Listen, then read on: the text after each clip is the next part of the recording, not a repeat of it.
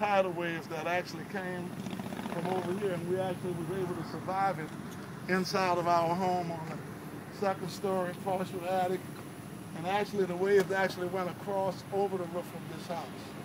So I mean, truly only God allowed me and my family to be here to share this with you, but it was definitely devastating. And you can look on this particular street and see like the closest, you can see how they actually were leaning from the stress of the top of the waves. This train yard, this was a train terminal where trains used to just turn around in. There's no restriction. They had no restriction to actually like houses or buildings or anything to actually stop the water from actually coming. And it was able to just get here and just almost like just extend itself all the way in there. It just looked like it was actually at an ocean beach front and just watching the waves come in.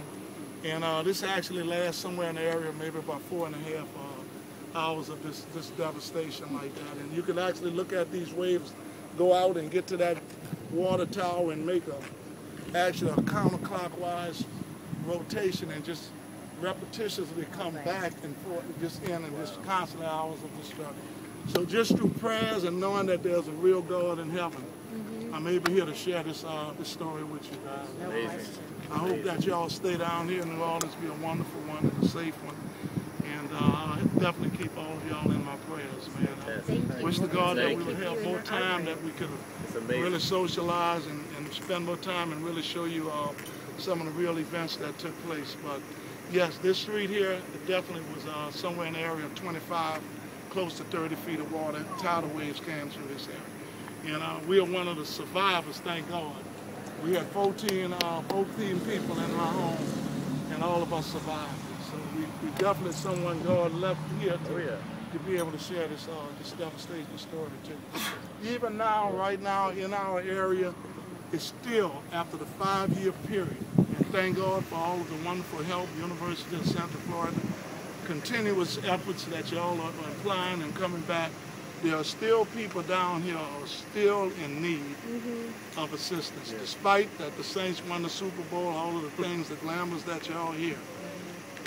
If y'all would take a ride just back in this area across, it's still devastation that's going on, and there's still a lot of people struggling, trying to piece their lives back together. We have friends and family that we probably will never see again, and there are also friends and family that we know are trying to get back home, but they're just somewhere that it's just impossible for them to come. They really don't have anywhere to come back to.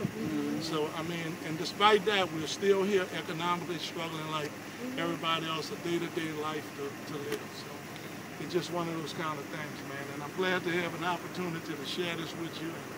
I just thank God for all of y'all efforts that y'all been putting coming down. And hope that the consortium that y'all down here for will be a wonderful experience.